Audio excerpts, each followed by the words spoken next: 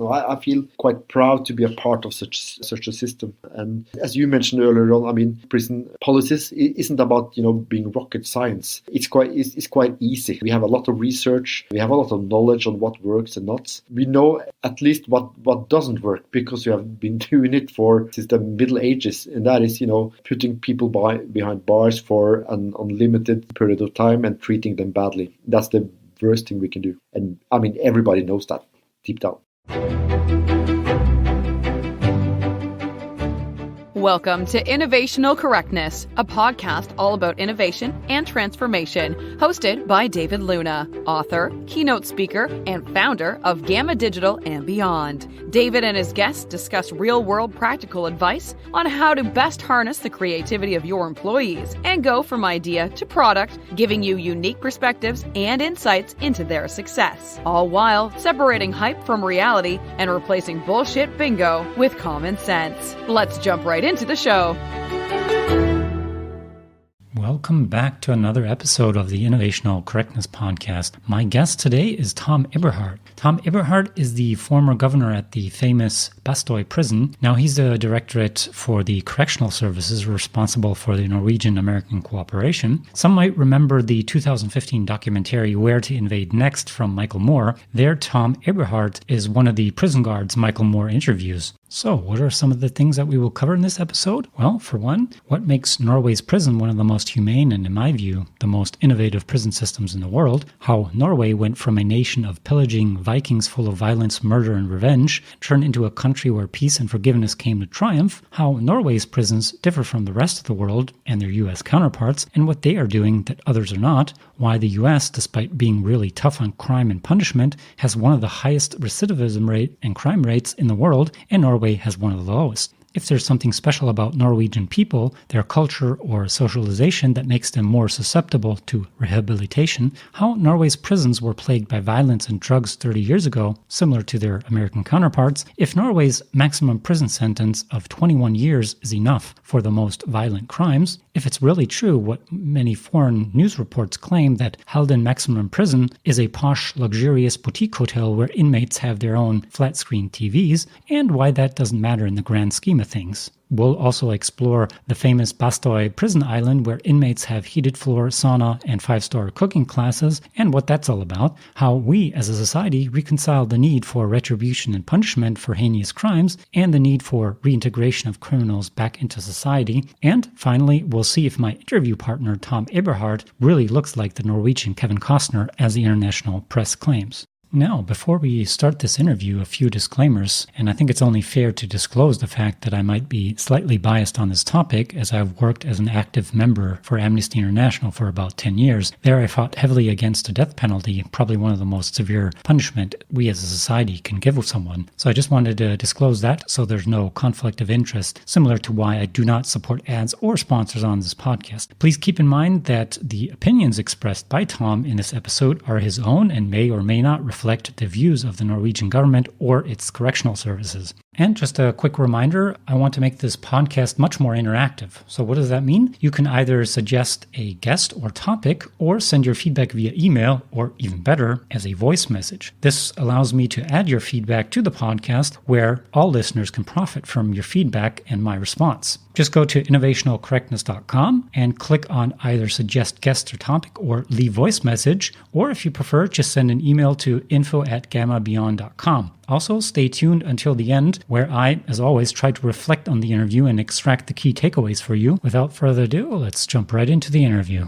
So before we go into detail, maybe tell the listener something about yourself. Well, I'm 51 years old. I've been working in corrections for 26 years now. I'm educated as a prison officer, started off as a prison officer, and really worked my way up to be a prison governor, as we call it in Norway. And I've been prison governor for 11 years, the last 6 of them in a prison called Bastøy prison, which is an island outside of. And I also have education in crisis management, innovation, economics. All right, so we do have some overlap in innovation here. Yeah, we have.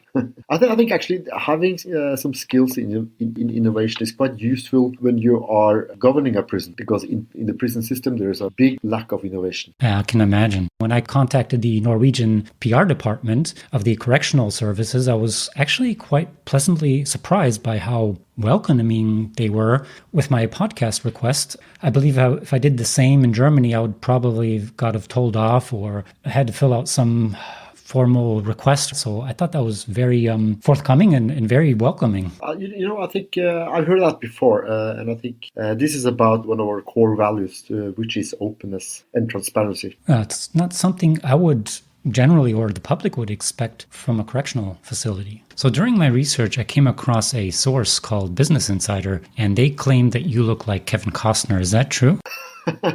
Yeah, well, that was a phrase in the book called Incarceration Nations by a lovely woman called Bas Dresinger. She's a professor from New York. I saw that phrase and I was at first a little bit disappointed. Why didn't she say Brad Pitt or George Clooney? But I think, in my opinion, we're not that much alike in looks anyway. Maybe there's a plot twist, and at the end of the podcast, you reveal that you're actually Kevin Costner. That won't happen, believe me. What even made you become a correctional officer, and is that the right term? Yes, in Norway we call them prison officer or correctional officer. I think that was maybe by chance. I was finishing my period in the army. I served 7 months in South Lebanon as a UN soldier, quite fed up of being in the army, and I started to study economy. And one of my friends, her father, he worked for the Salvation Army, and they were running kind of a halfway house in Oslo, and he wondered if I was interested in taking extra hours at night at this institution. I said, yes, why not? And I found out I sort of liked working with people, especially incarcerated people, talking to them, felt a very interest in their stories, their background. So I started also to work extra in a prison, Ila prison, outside Oslo. And then after a year or so, I applied to go into the prison staff academy in Oslo. And from there, I never back. Interesting. So it's seldom like, when I grow up, I want to be a correctional officer. Yeah, everyone wants to be a soldier, policeman, or a fireman, but never ever a prison officer. And I think that's kind of sad. First of all, I think the occupation is quite good. And also, it has to do with the fact that most correctional services throughout the world are quite unknown to people, quite unknown to the taxpayers, general public, which I think is actually quite scary because we're doing such a very important job for the taxpayers. Yeah, I think there's a lot of misconception around prisons in general.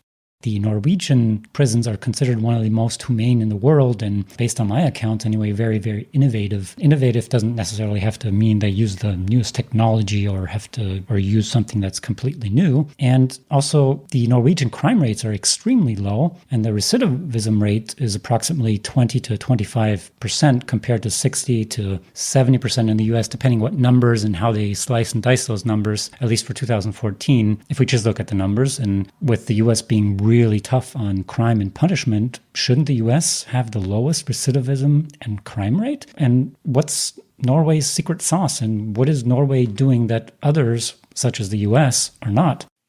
Well, that's a big and complicated question. I think, first of all, deep within any man, any person is the need for revenge when someone has hurt the loved ones or family members or some wrongdoing. As humans, we need to silence that monster in our stomach that, screams for revenge. But the thing is, in my opinion, you cannot run a civil society like that because the state, the government, they need to take 2 steps back to see what's in the general public's best interest here. And first of all, the death penalty is inhumane and shouldn't be carried out anywhere. And it hasn't helped. I mean, you have a lot of countries in the world that executes people for criminality. And if you see those countries, they still have crime. And when even the capital punishment doesn't work, that should, tell them something that you can stop it, because it won't mean that you will have more crime. Especially when you look to Norway, a country where a lot of people are claiming that our prisons are a hotel and that you will almost get away with no punishment if you're caught for a crime, which is obviously a myth. So I think you cannot let, hardliners and revenge set the guidelines for for running prisons or set a bar for punishment. It's actually a lot of other factors that would help. And I think you could even look into any country more or less in the world and see that the way we punish people for crime, the way we are running the prison service, are very much like the way we did it in the Middle Ages. It hasn't really changed that much. But all the scientists, they will say that and agree that punishing people very, very hard for crime isn't in the best interest for the general public. On the contrary, one should focus on rehabilitation, building skills, building competence among the inmates. That's the factors that will probably lower crime. And when the prisoners are allowed to do so while they're serving time in prison, I think that's a huge factor that would lead to less crime in the future. If the punishment is all about revenge and punishment, giving them really a hard time, you will let people out on the streets that are probably a bigger danger to the general public than they were when they came into prison the first time. Yeah, absolutely. I think this notion or this feeling of I need to get revenge or I need to punish them is only natural, but I think we're born with both capacities. To forgive or to rehabilitate. Well, I think forgiveness in itself is another issue. I'm not sure I could forgive someone that, say, killed my girlfriend, but I wouldn't want him to go to with the death penalty simply because what you said as well, it's inhumane. And from my time at Amnesty, you see people that in the US especially, they're there in death row for years and they don't know when they're going to get executed. So the question I would actually have to you then is, how do we as a society then reconcile the need for retribution or punishment, say for a very severe crime, say a murder, and the need for forgiveness or reintegration of criminals back into society? I think for a crime victim or a close family member, I think the amount of revenge can probably never be enough. I mean, like you're saying, if someone should hurt my wife or my kids, I will be, really, really mad and I would want revenge. And I think that is fine. That's a natural feeling that we need as a species to survive. But as I said earlier on, that the government needs to take two steps back, because the government, they are in no position either to forgive the crime nor punish as an emotion. They need to see what's in the best interest for the society as a whole for this crime. And they need to carry out the amount of punishment according to that. And I think probably, and luckily, most people out there haven't been to prison. They have never ever served time in the prison, which I think is a good thing, because prison is not a very good place to be. Norway has been joked about in a lot of countries that our prisons look like hotels, but in our legislation, it's like the only punitive element in the prison sentence is the loss of freedom. Other than that, we should keep focus on rehabilitation and resettlement into the society. And I think the feeling of the loss of freedom is very much underrated among people. If you ask any person that actually have spent time in a prison, they will be very accurate on what the loss of freedom feels like. Over the years, I've had several people, coming to visit the prison. It could be media, journalists, curious people, and they go, for instance, to Bastøy Island, the prison, and they will say, "Oh, this is so nice. How can this be punishment?" And they will ask the inmates, "How could this be punishment?" And the inmates will say, "Well, you're here now. You see the nice nature. You see kind of normal housing. Try to stay here for years with no freedom. Then you will start to feel the loss of freedom." For instance, take one of our newest prison, Halden prison, has been very much criticized and joked about because they have an ensuite bathroom, which is tiled with heated floors. They have flat screen televisions, an internal computer system and all that thing. But if you go into that cell, knowing that you maybe will spend like 10 years there, you have committed a crime, and you stay in this cell for more than maybe half the 24 hours of the day, then you will feel really that you have no freedom. You have a very little freedom, limited freedom, but you will really feel the loss of freedom on your body, because after a while, this cell will feel much smaller, feel really, really bored. The people who are, isolated in their cells, they all explain that, how the walls are getting closer and closer to you. That's the experience they have because of the loss of freedom. So I think the feeling of loss of freedom is very much underrated, because it has nothing to do with flat screen television, tiled floors, heated floors, that sort.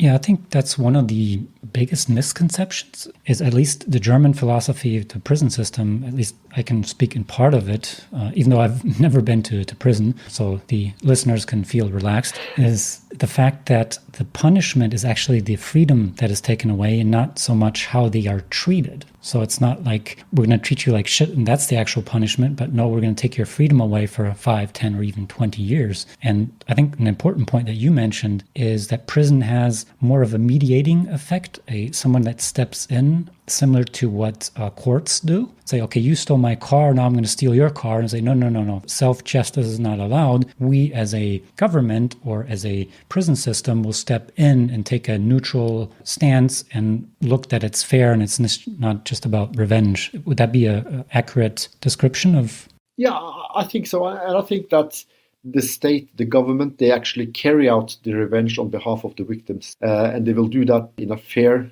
way. And I think they need to respect actually the power they have, because I think probably one of the strongest means or measure a government have towards population is to take away the freedom, because within us as human beings, the need for freedom is so huge. So when we carry out a loss of freedom, we need to do so with the biggest amount of respect, because if we don't, we will release angry, bitter, and really dangerous people to the society, and then we transfer the risk from the prison service to the taxpayers, which is really unfair. I also read, and that was quite astonishing for me, is that the Norwegian prisons didn't really or operated very similar to their American counterparts up until 1998. They were also plagued with violence and drugs 30 years ago before there was a system-wide overhaul. Is that true? Why and what changed? And maybe you can elaborate for the listeners how that development came to be. Yeah, at least I can try. But then maybe I'll have to go further back. And as you know, once we used to be Vikings, Norwegians, Swedes, Danes, we used to rape our way through Europe, molesting people, and everybody feared the Vikings. But then we stopped being Vikings for several reasons.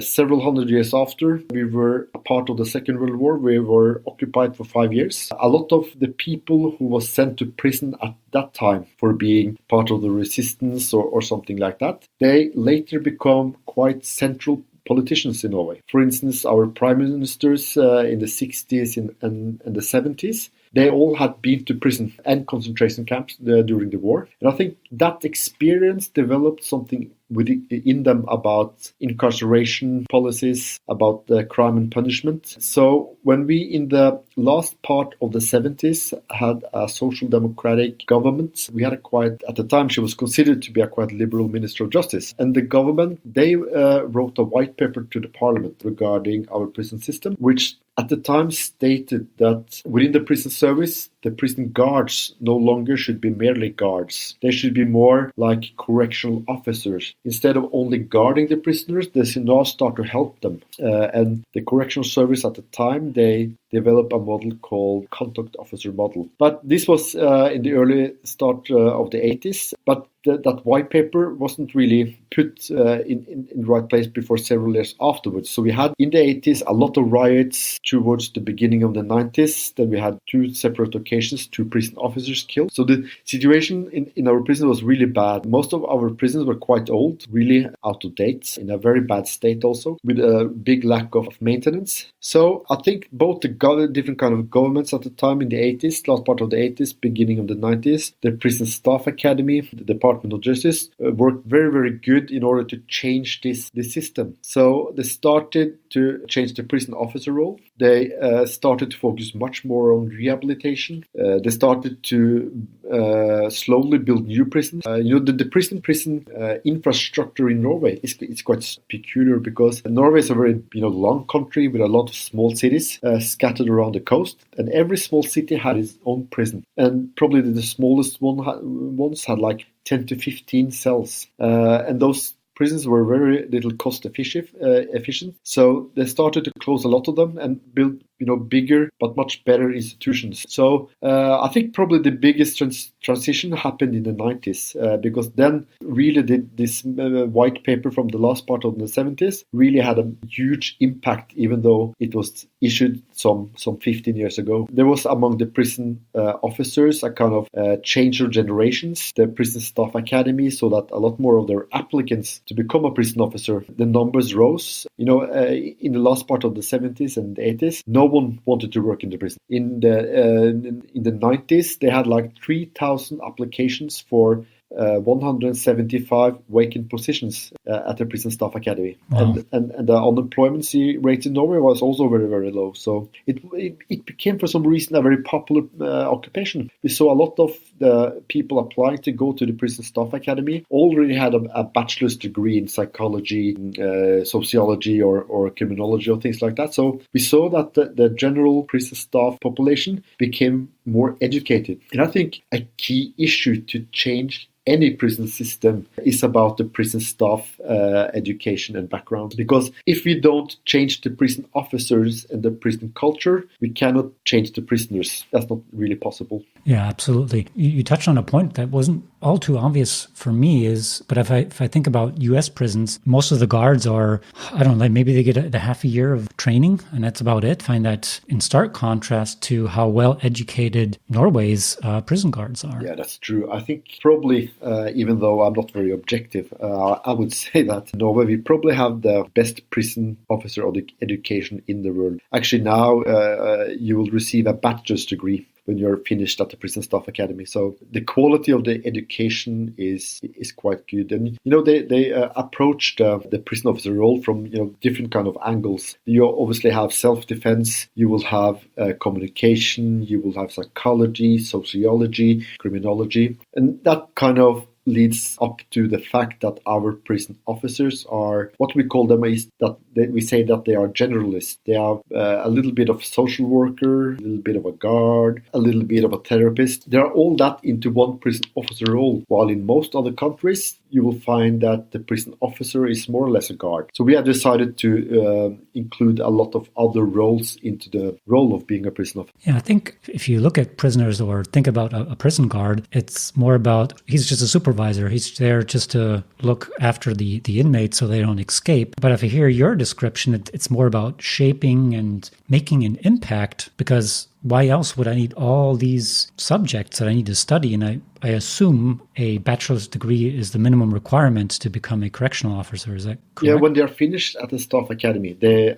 have a bachelor's degree because it's now a more or less 2-year education. I think that's a development that have been carried out for the last 10 years or so, because when we started this transition, we saw that giving people education, the prison staff, giving them more skills would improve the prison or the correctional service even more. And the fact is, as you started to mention, is that in a lot of countries, you'll have a course on maybe a couple of weeks where most of the education will be shooting, for instance. To work with people, you work with people with a lot of trauma and a lot of problems. You need to be educated in how to cope with those issues. So I think education is very important, but also I think personality. It's about who you recruit to become a prison officer. Your personality. Well, one thing you reminded me of as well is with the police, it's the same. In the US, they get about 6 months training at police academy. It's more like a military drill. And that is in stark contrast to, I think you need at minimum 2 years for Mitra-dienst, which is like the entry level of police here. You need 2 to 3 years training. Obviously, it's a different society, and I don't want to do America bashing, just highlighting,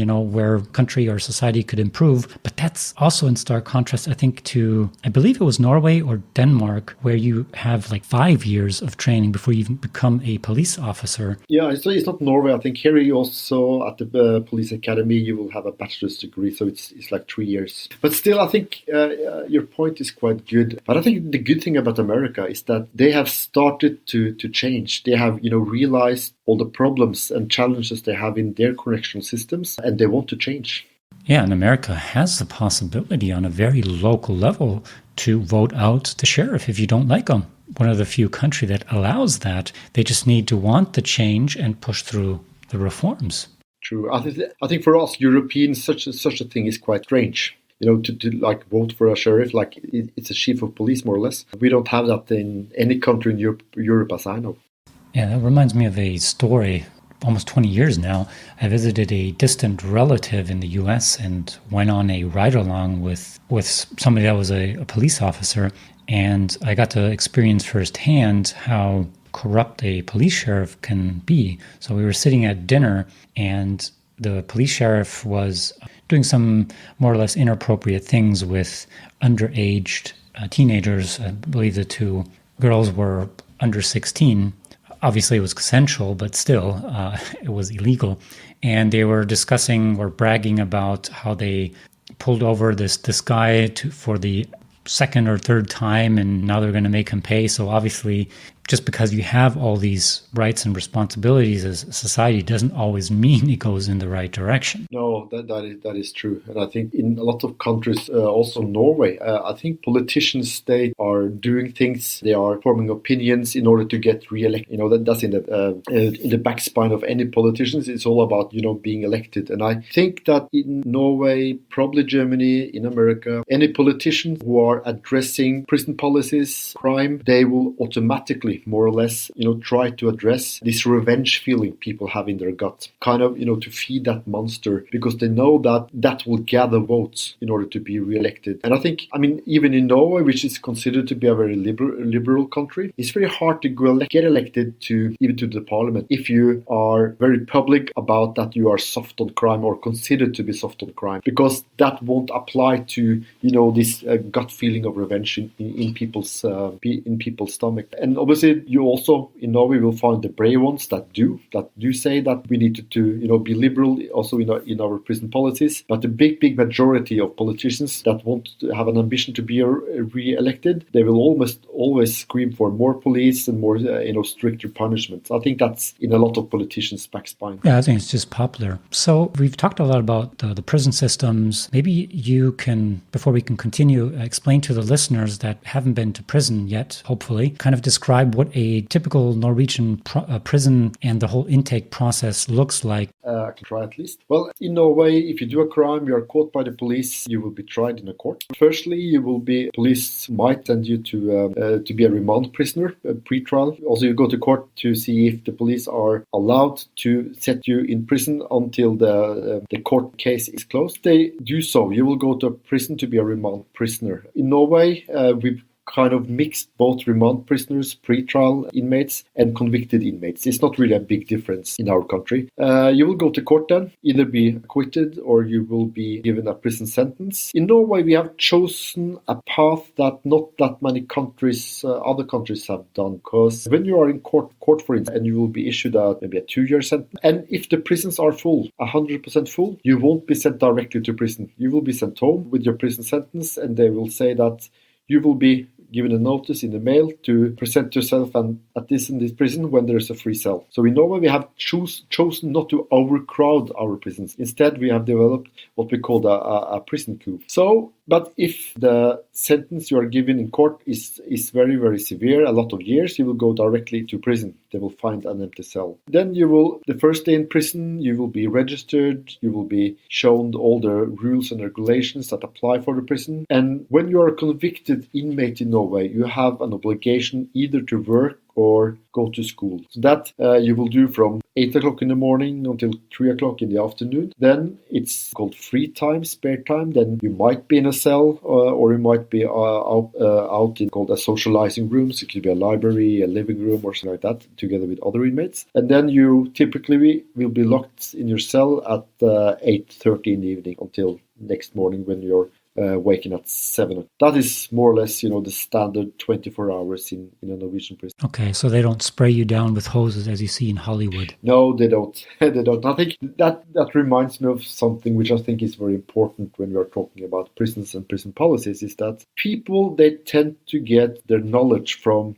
how prison works by seeing TV series and films produced in Hollywood that, are a part of building stereotypes, both of who the inmates are. You build stereotypes about who the prison officers are. And I think when you ask the general public what kind of person is a prison officer, they will be portrayed as kind of a Hollywood figure, like a mean, corrupt, low-educated person. Whenever did you see a film and you saw a prison officer portrayed in a very good way? Probably maybe in one film, and that's the Green Mile with Tom Hanks. That's my favorite film. Yeah, and probably that's the only one prison officer that ever has been portrayed as a positive figure in Hollywood. All the others are portrayed as corrupt, bribe, mean people, which is not a fact in most countries. What other misconceptions are there? I assume there's more misconceptions about the prison system and correctional officers. Yeah, I think as consultants, as a prison officer, all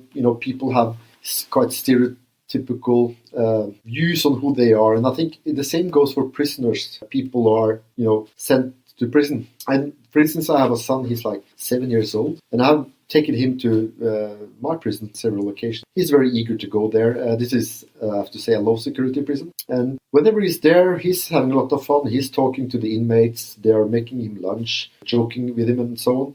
But he never ever reflects that these guys are criminals or thieves, like he likes to call them. So whenever we leave the prison for the day, he will ask, Dad, where were the thieves? Because in his mind, the guys he was interacting with in the prison, they were not thieves or criminals because they looked like anybody. And if you ask, I think, any small child aged before 10 years old to draw a prisoner, then you will see all the stereotypes coming in there at once. They will be drawn like ugly, they will look dangerous, and really, look mean. And I think when you go to any prison in any country, you will see that, they look like everybody else. They are as good looking, bad looking as, really any guy out there. And also, as a shock to someone maybe, them also more or less behave quite normal. And I think when you see media, you see newspapers, you will see, a lot of disturbance, going on in a lot of prisons. It's riots, it's violence, and so on. And I think that has to do more with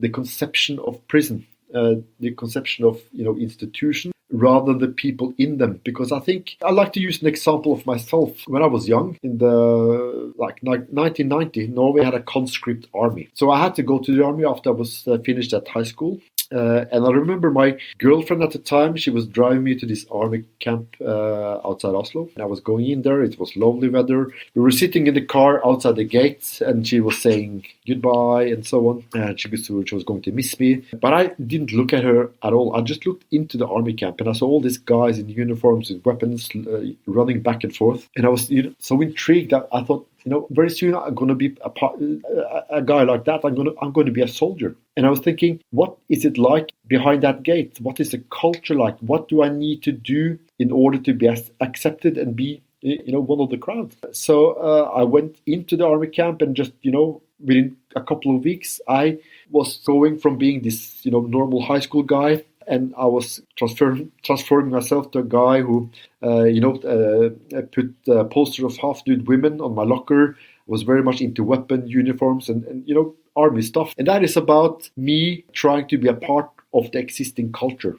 As humans, we want to blend in. And I think the same goes for prison. If you are being sentenced in a court, you sit in the van from the court going to a prison, you see the prison gates open. You had never ever been to prison before. And I bet what's on your mind is you're thinking, what do I need to do to survive in this prison for 10 years? Because as humans, we want to feel safe and we want to fit in. So they go to prison, and if they go to prison and when in the prison culture is quite hostile, there's a lot of violence, and expectations of you as a new inmate is to be a part of that culture. And if you want to survive, you blend into that culture. And I think that's why a lot of prison culture in a lot of countries are quite bad, because you never ever change that culture. It is always bad. It's very hyper masculine in a male prison. People who normally are not, a big danger or very mean on the outside, they go into this culture and they're starting to adopt that kind of culture. So I think in a lot of cases you see that prisons are transforming people in a negative way rather than positive. So I think, for For instance, when going back to the example with my son, remember him coming to bus day once. We had this open day. A lot of people were there to visit the prison. Anybody could come. And I saw him. Every inmate knew that this was my son. So he was hungry. So we went to a couple of guys in the kitchen and asked, could you make me a sandwich? And they said, of course. And he was there beside them. It was 4 guys.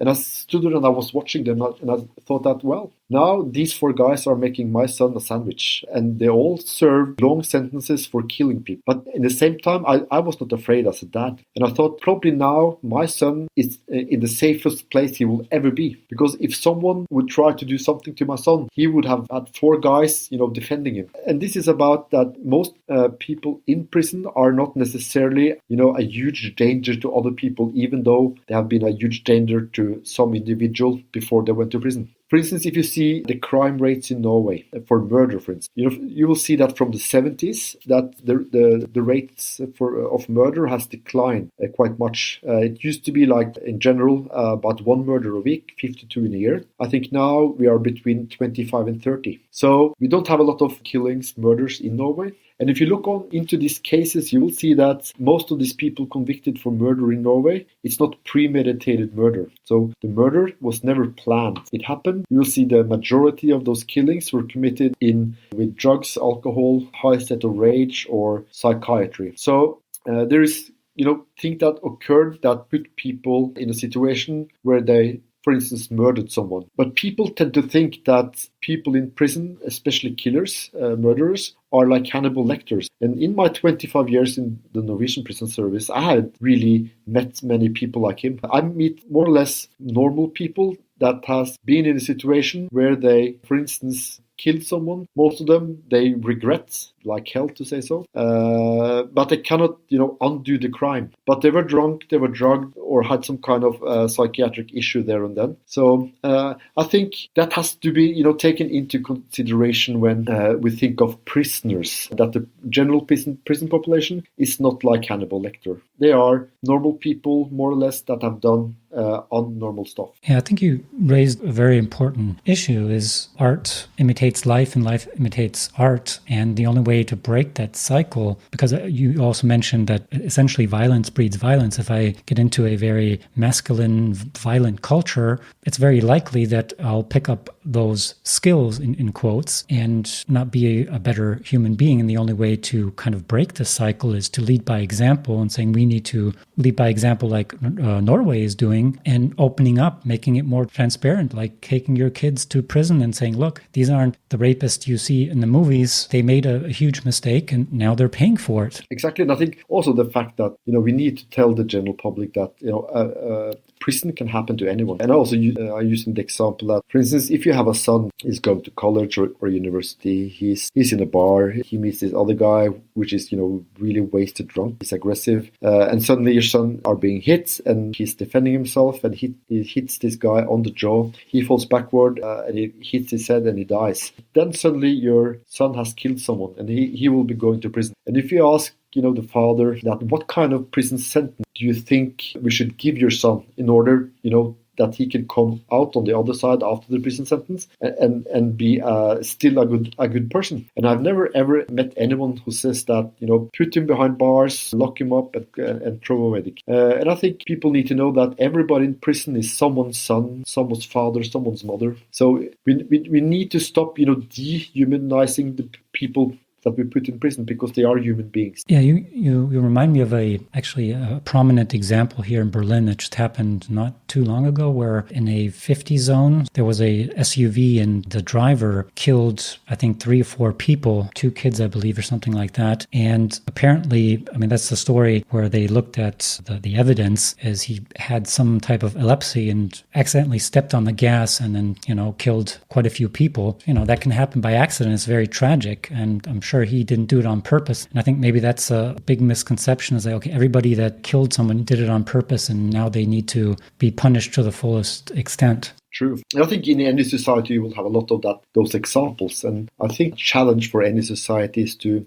think of these people that do bad things, they are still human. And if we think of them as still human, I think we also would start to think otherwise when it comes to punishment, because obviously any society need to have a functional court system, prison system. Any society need to be regulated also by, sorts of punishment. But we need to make that kind of punishment something that is useful for the whole society, and actually we can take the chance while people are in prison to work with them so that bad thing doesn't happen again to other people. Okay, so let me challenge you. Maybe there's some listeners out there and say, okay, I'm bored treating people or inmates like humans and that we should be fair to them and take away their freedom. Why don't we just lock them up like the US does for, say, if they committed 3 murders for 180 years or 3 life sentences? Why not higher? I don't know. What is the maximum sentence in Norway? Is it 20 years, I believe? Yeah, 21 years. 21 years. Why not 60 for somebody that killed 20 people? Yeah, I mean, it's a good question, because for instance, for the relatives of the murder victims, when will it be enough punishment? Probably never, right? And that's understandable.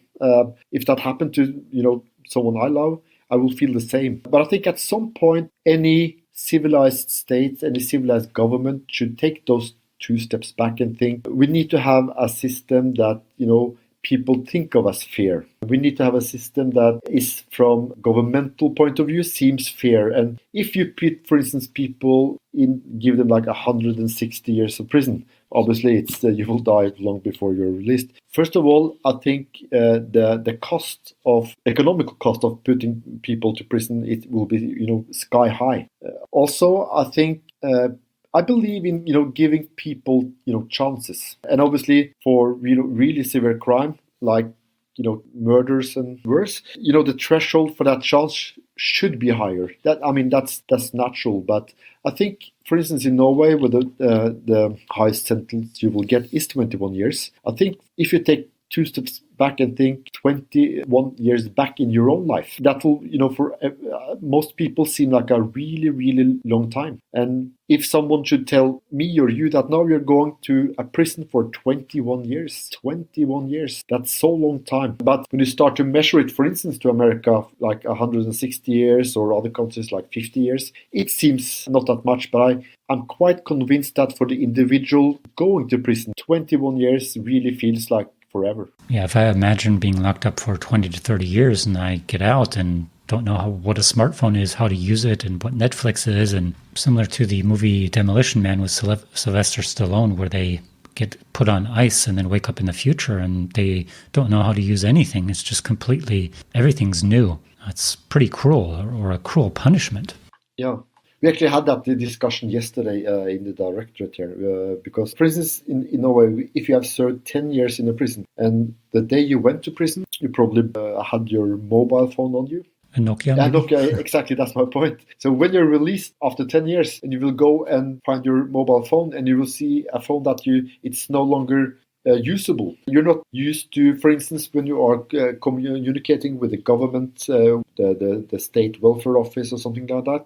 People do that by computers now. People do that by the internet now. But internet communication with the governmental agencies has changed so much just in 10 years. It goes so fast. So we are now, even in our country, in the danger of releasing people from prison that are actually technological dinosaurs. So I think we need to change that. Just if I go into myself and I would put myself in that situation, that would cause lots of frustration and would actually make it harder for me to reintegrate. If I know nothing, I'm like, I feel so stupid. I don't know how to use a telephone. I don't know how to use this and that, and nobody's helping me. And that would, I think, would make reintegration even harder, and assuming that lead to another crime just because I'm just so fed up at some point. Yeah, that's. I agree with you. I mean, just now, for instance, if you have a bank account, you can use all these, apps to transfer money electronically. But if the last time you were in a bank was like 10 years ago, you were used to probably go physically into the bank to get your money, or to an ATM machine. But now it's even several places where you cannot use cash anymore. So, being a technological dinosaur is quite dangerous also, because the only, more or less, one of the few places left where cash is usable is among criminal environments. Well, that actually would lead me to a following question, which would be, shouldn't we then lower the prison sentences? Because time taken away in our current environment, because it moves much faster, is much more of a punishment than, say, in the 70s to the 80s. Not much has changed, relatively speaking, to 10 years from, 2010 to 2020. Yeah, it's a good question. I haven't really given that much thought. Maybe that's a point. For as you say, the transition in any society goes much faster than it used to. On the other hand, the technology, yeah. But on the other hand, also, the life expectancy in age is also going up. That's a good point. So I think maybe that adds up to zero. I don't know, but I think probably there's a big challenge for any government, to find the right balance of prison sentences, the length of prison sentences. On one hand, it should be focused, it should be humane, it should be not so many years so that it will ruin the government. On the other hand, it should be enough so it feels kind of fair to the victims of crime. So it's need to be balanced. That's kind of tricky. So maybe you can, because we touched on a lot on the Norwegian prison and the US, maybe you can explain how the European prison are similar, how they differ to the ones in Norway, and just give us the key differences maybe between just the Nordic countries and how they differ. Well, I think within the Norwegian countries, I think we have learned a lot from each other. I remember when I was at the Prison Staff Academy in the mid of the 90s. We learned a lot from the Swedish model. So we steal from Sweden, we steal from Denmark, they steal from us, and I think that's quite good. So I think our three different systems have more similarities than we have differences. Which I think is good. Going further out in Europe, I think you will see more differences, and I think probably the biggest difference is probably the role of the prison officer, the way they do the job, the way they treat the inmates, which is obviously based on the culture in the system. And I think probably in the Nordic countries, I think the thought of that the prison sentence should be more than just loss of freedom. It should be more about rehabilitation, resettling into the society than just the loss of freedom itself. It's more a Nordic thought than what you will find further out in Europe. But a peculiar thing is that a lot of these prison buildings, they look exactly the same. So I think it's not so much about prison design. It's more about how you design the human capital.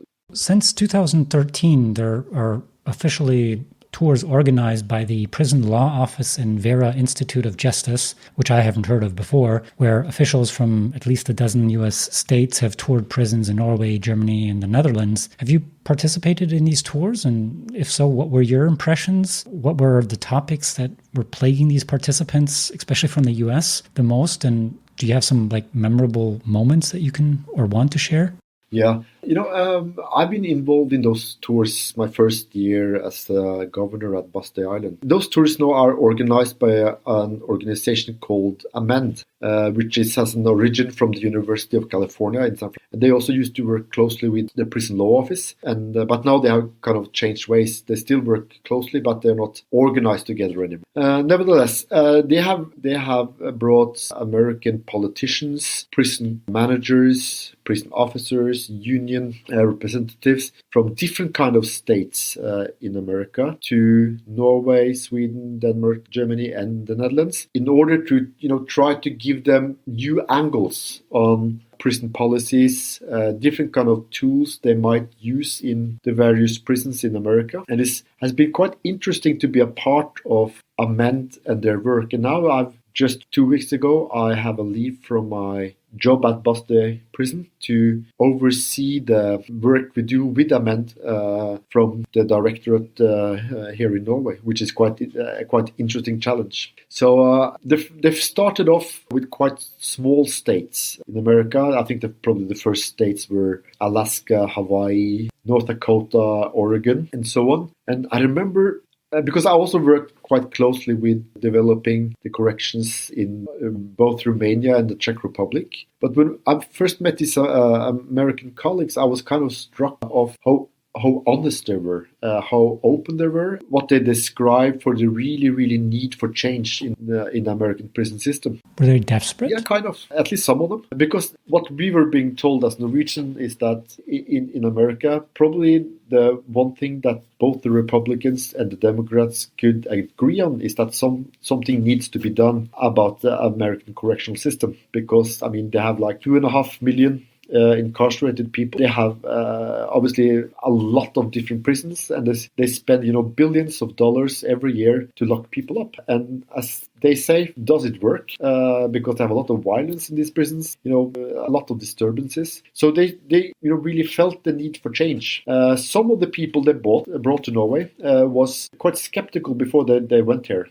I have thoughts like, what can the Norwegian learn us? There's nothing wrong with their system. But then they, was allowed to walk around different prisons in Norway. And I think some of them were quite shocked on what they saw. Really, the big majority was quite positively shocked about, what is possible to do in a prison. And actually, I think what struck them most was the kind of relations the prison officer had with the prisoners. The good culture, the good climate that was in our prison. That was, I think, quite shocking to them. Especially when they were come out to my prison, Bastøy Island. They were even more shocked that, because for them, it seemed like, a nice island with nice buildings. And they saw all these people, working in the community on the island. And they were not really able to tell who were inmates and who were staff because everybody was so friendly to them. And I remember this guy from one of the states in America. He was a union representative. And we were going into the agriculture department at Bastøy. And we were stopping there to talk with the inmates. And, it was a big group of Americans, about 30 of them. And it was this guy who came over to the Americans. He spoke English fluently. And he was talking to this union representative, and they, this American guy, he asked him, "Have you ever been to an American prison?" He said, "No, I have not. But I'm from Holland, but I've spent 15 years in a Mexican prison." And this, started to have a very, nice chat for about 10 minutes. Then we had to move to another building. So when I said, "Okay, we need to go," this Dutch guy he said to this American union representative, "Okay, thank you for the talk," and patted him on the back. And all the rest of the group, they looked at this and they went completely silent. Because this was kind of shocking to them, and they were awaiting this union representative's reaction to the pat on the back. And he stood there and he was thinking for like 4 seconds. Then he went over to this Dutch guy and shook his hand and said, "Thank you for the conversation." All these other guys, the other Americans in the group, was wow. And I was asking them later on why the wow, what happened there. And he said, "Well, this guy has worked in 25 years as a prison officer and union representative, and he has never ever shook an inmate's hand ever." So this was the first time that they actually saw that. So and I've seen a lot of incidents like that where the people coming are so surprised on what they see in our prisons, the relationship the prisoners have with the staff, that they're so kind of satisfied, the low number of violence, and also the way we in our high security prisons deal with potential violent incidents. I think has also taken them by surprise. Now when we are very organized in our work with Amend and the different kind of states, as we see that what the American wants more of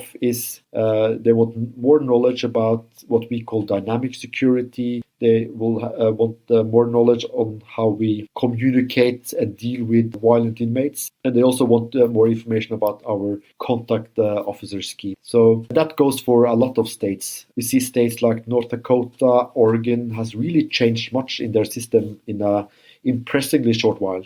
Yeah, one example I'm going to post in the show notes is a short documentary about 30 minutes called The Nordic Prison, where a hardcore retired governor of a maximum security prison from the New York State in the US visits Nordic prisons. And they're in the Swedish maximum prison system, and he walks around and all he sees is threats. "Oh, there are knives and cayenne pepper wouldn't be allowed in our kitchen." So they go into this open area, this communal area, and one of the prisoners doesn't want to be filmed, so he covers his face, and the American And the American retired governor says, well, that wouldn't be allowed and we would punish him. So if he likes taking long morning walks, we would take that away from him, like for at least a week. And the Swedish guard, she remarks, well, that's a very old way of thinking. That's like the child rearing in terms of punishing your child. What I found really sad is that retired prison governor, he didn't see the effectiveness of the whole system. And that's what I also tell my clients when they get feedback for their idea from users and customers is you might not like the feedback, but at least acknowledge that it might be much more effective, even if you don't like it. So he didn't really take any useful things back with him, which I found really sad. Well, I think that has to do, with culture. I mean, if you have worked in a culture which operates in a certain way for, decades, you're a part of a system that has operated that way in your whole career. And then you go and you are probably without much explanation, you are put on camera and shown something completely else. I think it's quite easy to, be taken by surprise because in my experience, the huge majority of the Americans that Amend has brought to Norway are very positively surprised, and they pick up the ideas in an instant. And it could be quite small things, but small positive things in a huge system, have big impact. It could be something like, for instance, we had this visit from a Ghanaian prison that was quite impressed that we on Bastøy Island we had a kind of a local democracy where inmates elected to a council with staff members. It was 10 people, and they were allowed to have discuss and decide upon some matters in the prison. And they liked the idea, so they went back to their prison and established something like that, which for this prison was, a kind of a big revolution. And I think that's the good thing about, working with Americans is that they are so, when they are in this change mode, change goes quite fast because they are not that much bureaucracy. When they are going into something, they do it, so very much. Yeah, they tend to be more pragmatic, where Germans say, okay, we need to analyze this for 200 years and then we'll have a perfect system. Versus if I deal with American clients, it's more, okay, let's do this. What do we need? Who do we need to empower to get this thing rolling? And then they'll just try it and maybe they'll fail. And then you'll have the German mentality of, oh, no, we can't fail. That'll haunt us for our life. And yeah. So you mentioned Bastøy Island, and if the listeners are not familiar with it, they might read things like, oh, they have heated floors, sauna, tennis courts, horseback riding, 5-star cooking classes, and they're like, you're kidding, right? Well, some of it is myth. We don't have horseback riding. We don't ride the horses. They work on the fields. We use them for transportation with wagons and carriages. And the housing is quite simple Norwegian standard. Yes, we have heated floors, especially in the bathrooms, because our climate really tells us that is a very good solution. Because it, in this island it can be like minus 20 degrees in a storm. So it's nothing really luxury about it. The island is there. It's pretty. It's nice when it's sunshine in the summer, and that's when the media comes to the island, when they are allowed to come. But what media really should do is come to the island in January, when it's like, minus 20 degrees and a storm. But Tom, that's uncomfortable. I know, but so does it feel for the inmates as well. And even though in the summer when it's nice, you can ask any inmates there and ask them, do you feel that you have lost your freedom on this island? And they will say yes, because they cannot leave the island. They cannot have visits from the loved ones when they want to. The freedom they have is quite limited to the island. And there's a curfew that starts at 22:30 as well. Can any inmate go to this island? No, they have to apply. The normal thing is that they apply to go there from high security prison when it's getting near the end of the sentence. It could be like anything from 6 months to 5 years. So it really depends on who the inmates are and so on. So they have to apply to go there. And what led to this fairly open and special prison on Bastøy Island? But I think that the history of the island is actually quite bad. It used to be a reformatory for boys until the 1980s. Then it was converted to a prison because, as I explained earlier on, we had this system with not overcrowding our prison, but instead we had people in a prison queue waiting to go in to do their sentence. And in the 80s, this queue was very big, so they needed new prisons. So what they did was that they had this island that was at that time empty because they had closed down the reformatory for young boys. So they converted this institution on the island into a prison. In the beginning, it was an apartment underneath Oslo prison, but after some years, it was established as an open prison and independent prison underneath the Ministry of Justice. But the thing was that the number of staff on this island was quite low, and they started to receive inmates with a lot of long sentences, even though they still came there on the last part of the sentence. But the problem is the number of staff. So they started thinking, how can we, make use of the inmates in a more cost-efficient way because we don't have the staff members. So they decided to convert the prison, from just being a prison on an island to be more of a prison island, where you have, so to say, a prison village, a prison community that actually make use of all the island with a ferry company, agriculture department, and a lot of functions that you will actually find in a normal village, as a village shop, a cafeteria, and so on. So now it's more or less a prison village, which are run by both staff and inmates together. That's more or less a result of the lack of prison officers on the island. And how many escapes have there been? Probably some of the listeners will be wondering. Yeah, good question. I think we see that statistically you'll have one escape maybe for every 5th year or something. But what's important to remember is that this is a low security prison. All the inmates that are there are being risk assessed, that if they should escape, they are no longer considered to be a threat to the society or an individual anymore. So if they manage to escape the island, which is quite hard because you either have to steal a boat or swim, you are put on the wanted list by the police. It will not be a manhunt for several days. So escapes there is not that normal. It doesn't happen a lot. And I think for the huge majority of the inmates, they want to be there and just finish off their sentence while getting new knowledge and competence. Now, we don't want to leave the listener in the impression that every prison in Norway is like Bastøy Island. So if they look up a maximum security prison in Norway like Halden, they might read things like it's a posh, luxurious boutique hotel where inmates have their own flat screen TV. Maybe you can dispel some of those myths, or in general, do you agree with that sentiment? No, I don't. First of all, I think it's a huge difference from Halden prison, which is one of our newest prisons, to the majority of Norwegian high security prisons. But, one of the big myths is, the boutique hotels, the nice furniture. And I think going to those prisons, the thing is the furniture is completely normal. I think in Norway it will be considered to be a kind of, a petty standard. But it's new. And it's kind of, even though we are a prison, we don't buy ugly, broken furniture because it's inmates are going to use them. We buy new, okay, usable furniture. And if it looks nice, it's good. It's an asset. But I think the big thing for us is that the furniture is useful. And I think it's also very good to have, for instance, art on the wall, normal art that you could buy in any big furniture store. We don't have like monk paintings in the prisons, if somebody thought that. But it's kind of normal things we put into the prison. And the reason for doing so is that one of our leading principles for the correctional service is what we call the principle of normality. And that principle states that the everyday life in prison should be as close to the normal life on the outside as possible. And in the sentence, the only thing the prisoners are deprived from is freedom. They're not deprived from having normal furniture. They are not in the sentence saying that they're not allowed to play football in their spare time and so on. So we need to try to recreate the everyday life even in our high security prisons as close to the everyday life on the outside as we can, because that is in the best interest of the general public. But that doesn't sound like a clickbaity title where I can have lots of clicks. It doesn't.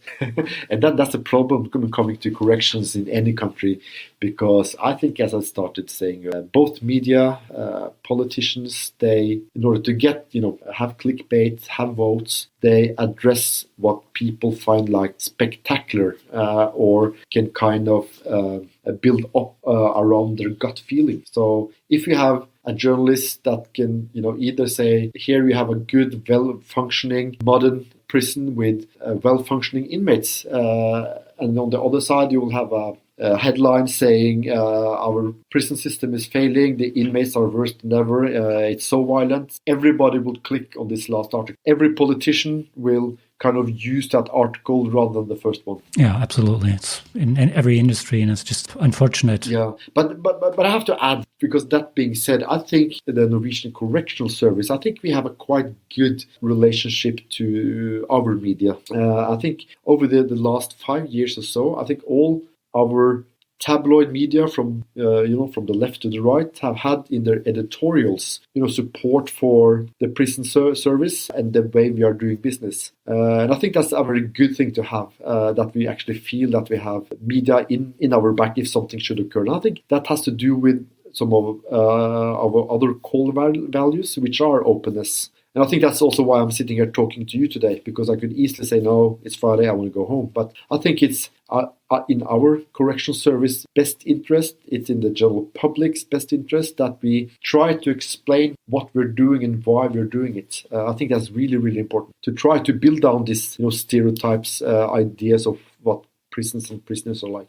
But I think also that is a wanted change, because I remember from the 80s and the 90s, a lot of media was quite negative towards the Norwegian Correctional Service, and that's before we had this very open media policy, where our directorate and our general director said that no, we need to be open towards the media. People need to know what prison is like, and for instance, if that means that when a journalist calls me, I would prefer to say, yes, okay, you can come in, we can have a meeting, rather than say, no, you're not allowed here. Because then I will, as a prison governor, help building those myths. I will help, I will kind of stop the taxpayer for seeing what they actually are paying tax for. And I think we need to be so transparent. We need to show the taxpayers that, well, this is our prison system.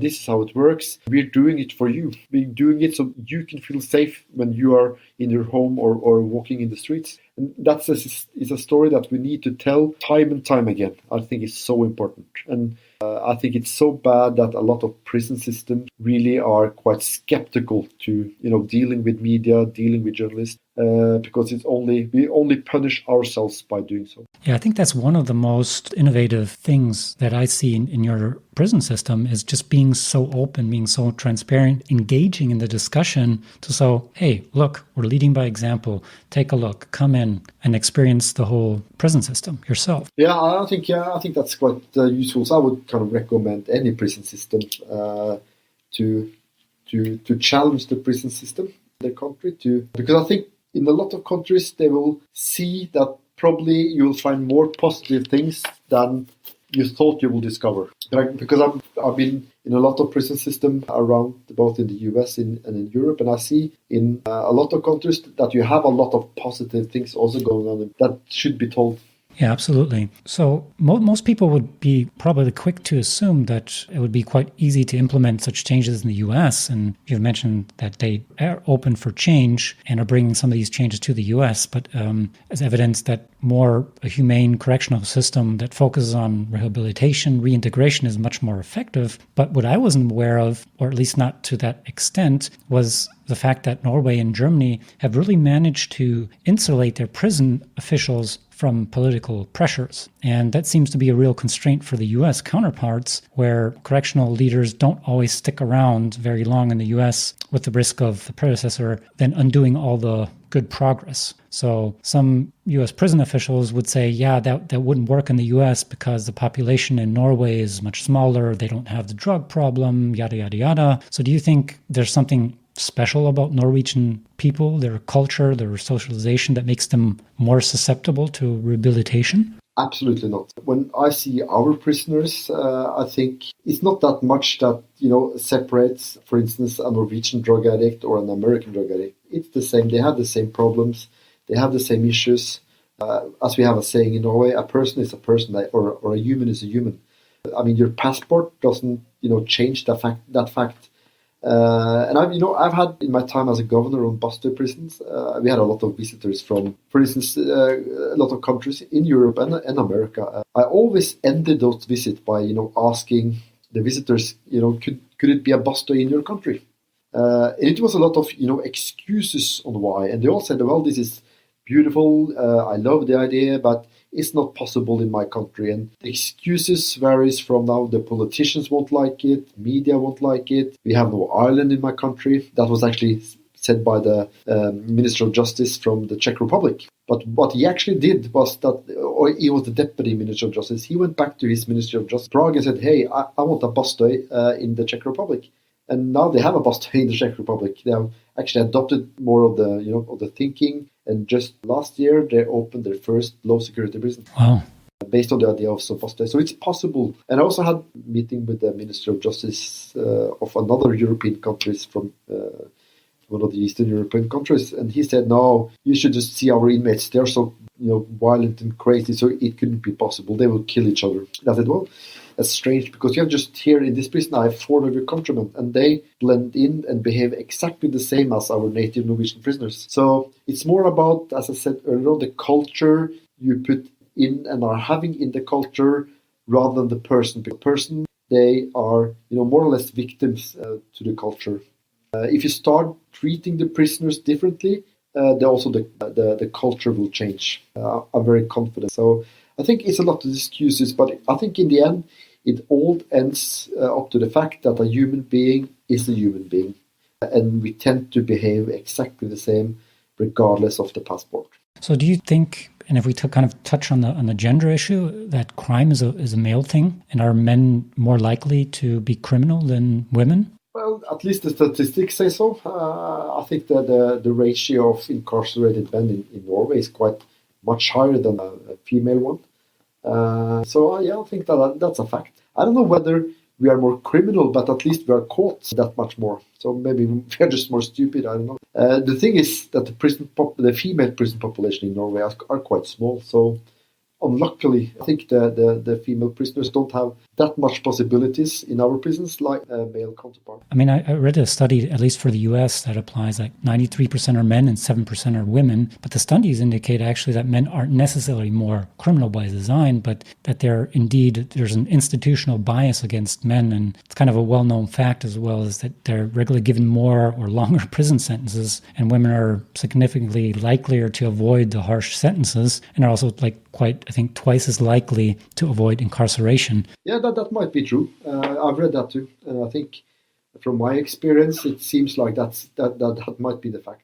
And where do you think the Norwegian correctional system needs improvement? I'm sure everything is perfect. Nothing's perfect. Where is it lacking? Well, obviously you're right. We're absolutely not perfect. I'm really very much in favor of conducting our business in our correctional service, but it has some flaws, really. One of the biggest issues here right now is our use of solitary confinement. We use that way too much. We had an inspection by the ombudsman for the parliament last year, and he delivered a quite critical report to our parliament. So just last week, we had an open hearing in the parliament about the Norwegian use of solitary confinement, and that should stop. So that part of our correctional system, I'm not very proud of, for sure. And also, I think over the last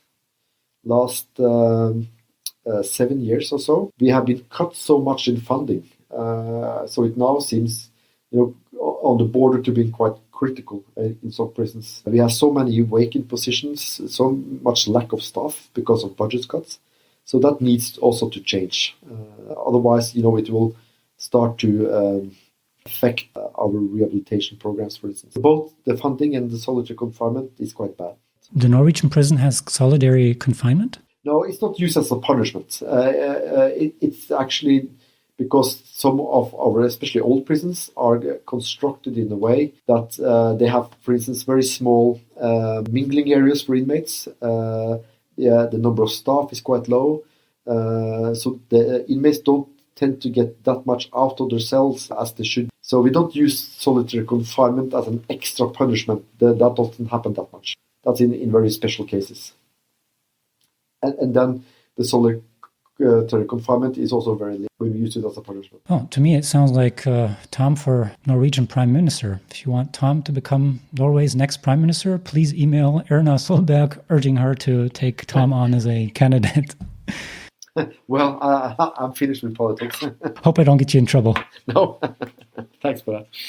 Yeah, I think you had a quite interesting statement here. You're saying the philosophy of German's prison system is one that can be summed up by the punishment should be time served and not inflict pain or be punitive. And I think that it's very interesting because we say the same thing here. And I think a lot of other countries also are saying the same thing in their legislation, but they don't follow up on that because they inflict more pain and are more punitive because of the way they are treating the prisoners, which is probably has to do with culture, tradition, and so on. So most would argue, what about the victims? So if a crime has already occurred, one obviously can't change that, but what we can change, what I understood from you and from the philosophy of the Norwegian Correctional Services, is that I can change the inmate to prevent more victims in the future. But the question now becomes, should that apply to the most extreme cases as well? And I just want to read a really short excerpt of the Reuters article from 2015 that is titled Mass Killer Breivik to Study at the Oslo University from Jail. So Andreas Breivik was a terrorist who killed 77 people on the island of Utoya. And the justification for him studying at the University of Oslo was given he meets the admission requirements. We stick to our rules and he will be admitted. Oslo University rector Ole Peter Ottersen told Reuters, saying prisoners are eligible to study as long as their academic grades are good enough. So under the terms of his sentence, Breivik is held in solitary confinement and will be unable to attend lectures or seminar, to be fair. Do you generally agree with that sentiment? Should that philosophy apply to the most extreme cases as well? Yeah, I think so in general. I won't comment on Breivik as an individual. It is very controversial, yeah. Yeah, but I think what I'm proud of after these mass killings at Utøya and at the governmental building, our court system and also later our prison system has actually treated him as any other criminal. What he did was the worst that probably has ever happened in Norway in modern times. I'm very happy that he was caught, put in prison for a long period of time. But I'm also very proud that we treat him like any other inmate, because that's about what we call likeness for the law. He's been given a sentence, a long sentence in our courts, well and secure behind bars. So we have taken him away from the streets. He's no longer a threat to anyone. He's serving his time, but he should have, in principle, the same rights as any other human being, because that's what our laws tells us. And we cannot go beyond our laws or outside our law system, treat him badly just because it's him. And I think one of the people in our service that I really admire the most is the retired director of our prison staff academy, a guy called Harald Føsker. He was in the governmental building when Breivik bombed that building. He was quite badly injured.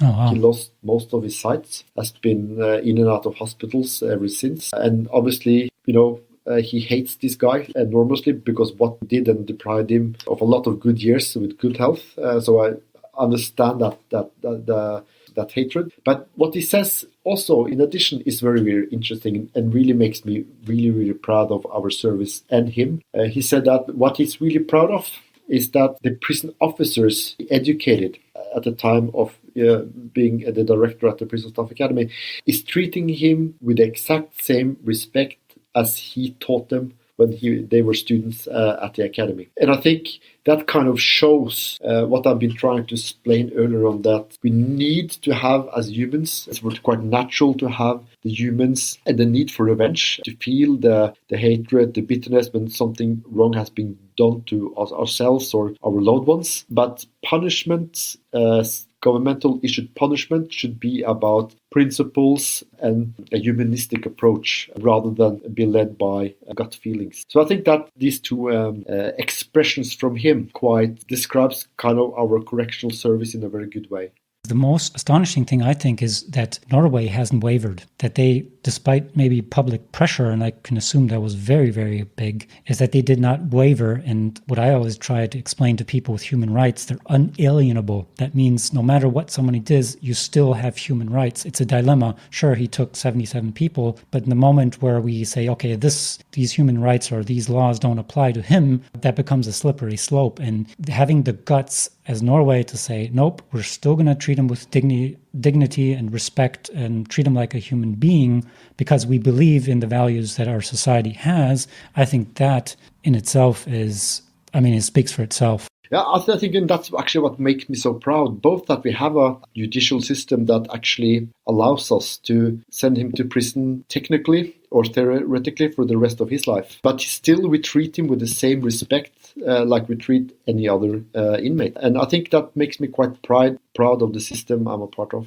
The most striking comment that I read was from, I don't know where it was, but it was from Ragnar Kristoffersen, as an anthropologist who teaches at the Correctional Service of Norway's Staff Academy. If you treat people badly, it's a reflection on yourself. And that really, that if you let that sink in, there's also a famous quote that's usually attributed to Dostoevsky: the degree of civilization in a society can be judged by entering its prisons. But his quote, Christensen, it's a reflection on yourself. That's, I think, very powerful in itself. So my question would be, to me, this whole episode is like very obvious. It's like, no shit, Sherlock. If you treat inmates like animals, do you expect well-behaved citizens? It's not rocket science. So why do you think not more countries are following Norway's example? Well, I very much agree with what you're saying, but I think that has to do, with the way politicians, some media, are addressing this monster in our stomach that, screams for revenge, because it's very easy to do so. If you're in a bar, you are discussing prison policies, criminal law, or whatever, and you say that, you want to treat inmates with respect, they need education, we cannot put people in prison for life, we need to release them so they are better when they are released than when they came in, and so on. You don't get very popular in those discussions because that's not, what is surrounding any prison system, any correction system is a lot of myths because we are so closed, we are so little transparent. So we have kind of helped build those myths ourselves. And that kind of is reflecting also the discussion about crime and punishment. I think throughout history you have had a lot of big leaders, good and bad, that have said really brilliant things about crime and punishment, but that was said like 200-300 years ago. Russia had this big Tsar, Peter the Great. You heard of him, right? Mm-hmm, yeah. He had this quote that was saying that prison is a horrible, damn piece of work, and for this bad piece of work, you need motivated, brave, and good prison officers. And that was said like 150 years ago. You had conservative people like Winston Churchill that had said really brilliant things about prison service. Last but not least, the last big speech that was given by a politician about prison service was David Cameron in his speech to the Parliament about the state of the prison service in England. I think it was like just before he resigned, and the speech was brilliant. It was so many good points. But going from those big words to action, that seems as a big blank sheet to cover, because the ideas are there, the quotes are there, but still to put it into action seems very hard. Yeah, and that's actually a nice segue to kind of sum this up. And I think a lot of listeners might read the title and say, okay, what does this have to do with innovation? And innovation can sometimes mean rediscovering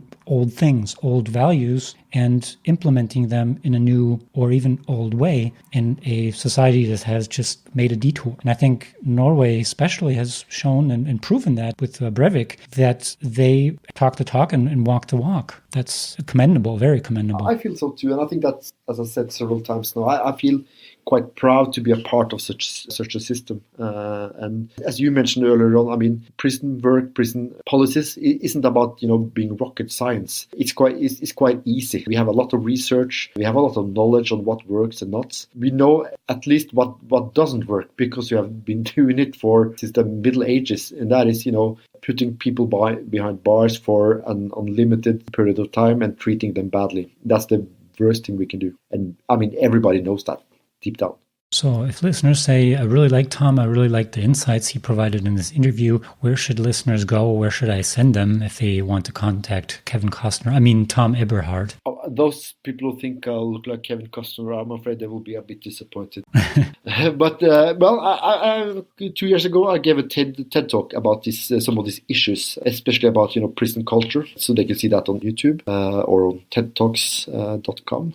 other than that, I work in the Norwegian Correctional Directorate, so just email me there. I'm open. Thank you so much for taking the time out of your day, your busy schedule. I really appreciate taking the time and being very open about the topics. Oh, my pleasure. Wow, what a insightful interview, jam-packed with some timeless gems. So now it's this time again to reflect upon the interview and give you some of the key takeaways. So what are my key takeaways for you? Well, many countries such as the US have high crime rates, overcrowded prison systems, inhumane conditions, high recidivism rates, despite them having the death penalty as the harshest form of punishment. So that doesn't seem to work. So how do we solve this huge and almost monumental problem? And where do we start? Well, the solution, as often in life, is counterintuitive. It would seem very logical and emotionally satisfying to punish people for their crimes. And remember, Tom mentioned in the podcast, prison can happen to anyone. So a petty altercation can quickly become a 10-year prison sentence.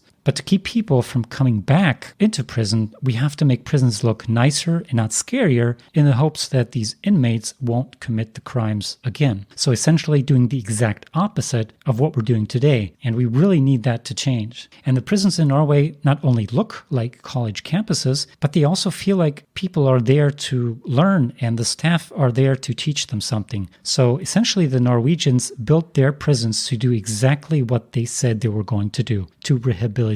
And it starts with how we treat prisoners, the behavior, the education of prison guards towards their inmates that are not only guarding them, but more importantly, rehabilitating them to become good neighbors again. And it starts with people like Tom. Tom should be the stereotypical prison guard, the poster child we think of when we hear prison. But sadly, today, that's just not the case. Nowadays, Norway's correctional system is a shining example of how to not only make society a better and safer place, but also give human beings a second chance, a chance to rehabilitate themselves. Furthermore, evolutionary psychologists even argue that both vengeance and forgiveness are universal behaviors. People can and routinely do forgive others, even in severe cases of crimes. We human beings are naturally born with both capacities, to blame and retaliate or punish, or to forgive and seek reparations. Which one we choose is up to us. We need to evolve our justice and correctional system to move away from retribution and towards rehabilitation. The